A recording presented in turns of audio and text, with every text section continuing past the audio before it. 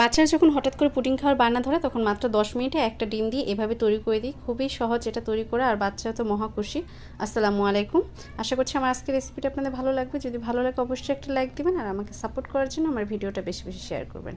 Pudding তৈরি করে নেওয়ার জন্য আমি এখানে একটা ডিম নিয়ে নিয়েছি, আর দিয়ে দিচ্ছি 2 টেবিল চামচ পরিমাণ চিনি, তবে মিষ্টিটা আপনাদের পছন্দ অনুযায়ী দিয়ে নেবেন। এরপর দিয়ে দিচ্ছি ভ্যানিলা এসেন্স। ডিমে যে একটা এক্সট্রা স্মেল থাকে সেটা যাতে না আসে সেই জন্য এটা দিয়েছি। এবার খুব ভালোভাবে ফেটিয়ে নিচ্ছি একটা হ্যান্ড উইংসের সাহায্যে, যতক্ষণ অবধি চিনিটা গলে ডিমের সাথে মিশে যাচ্ছে এই অবধি এটাকে ফেটিয়ে নেব। ফেটিয়ে নেওয়া হয়ে গেলে এখানে দিয়ে দিচ্ছি 1/3 কাপের চেয়ে কিছুটা বেশি পরিমাণ দুধ আমি এখানে অ্যাড করেছি। এবার একটা হ্যান্ড উইংসের সাহায্যে খুব ভালোভাবে মিশিয়ে নিচ্ছি। মিশিয়ে নেওয়া হয়ে গেলে এটাকে একটা সাইডে রেখে আমি এর জন্য ক্যারামেলটা তৈরি করে নেব। তার জন্য নিয়েছি 2 টেবিল চামচ পরিমাণ চিনি, আর দিয়েছি 1 টেবিল চামচ পরিমাণ পানি। পানির সাহায্যে ক্যারামেলটা তৈরি করে নিলে সেই ক্যারামেলটা সুন্দরভাবে তৈরি করে নেওয়া যায়। এবার চুলা আঁচটা হাইতে রেখে যখন এরকম বাবল ফুটতে শুরু করবে সেই পর্যায়ে একটু নেড়েচেড়ে নেব, আর এই পর্যায়ে চুলা আঁচটা বন্ধ করে দিতে হবে, তা না হলে আবার ক্যারামেলটা পুড়ে কালো হয়ে যাবে এবং খেতেও তিতা লাগবে।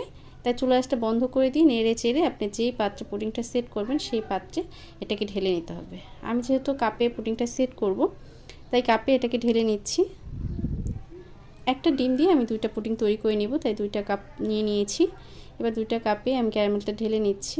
ঢেলে নেওয়া হয়ে গেলে হাতের সাহায্যে ঘুরিয়ে ক্যারামেলটা সেট করে নেব। আর এটা সেট হতে খুব বেশি সময় লাগে না, মাত্র কয়েক সেকেন্ডে এটা সেট হয়ে যাবে।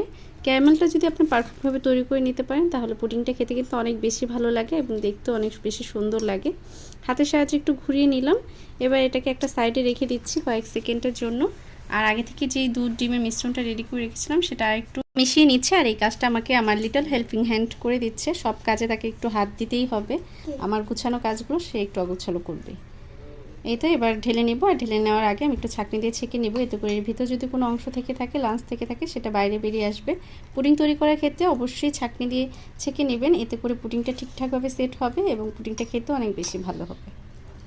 ছেঁকে নেওয়া হয়ে গেছে, এবার এটাকে সেট হতে দেব। এর জন্য চুলায় একটি ফ্রাই প্যান বসিয়ে নিয়েছি। এরপর এর উপরে একটা কাপড় দিয়ে তাতে আমি কাপটা বসিয়ে নিয়েছি। এবার এর মাঝে দিয়ে দিব পানি। আমি এই কাপের অর্ধেকটা পরিমাণ পানি দিয়ে দিব।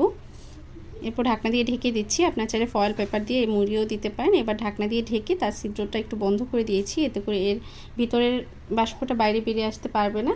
খুব তাড়াতাড়ি পুডিংটা সেট হয়ে যাবে। এবার 10 মিনিট অপেক্ষা করলে পুডিংটা পারফেক্টভাবে সেট হয়ে যাবে। 10 মিনিট পরে চুলা থেকে পুডিংটা নামিয়ে নিয়েছি, আর দেখে বুঝতে পারছেন এটা পারফেক্টভাবে সেট হয়ে গেছে।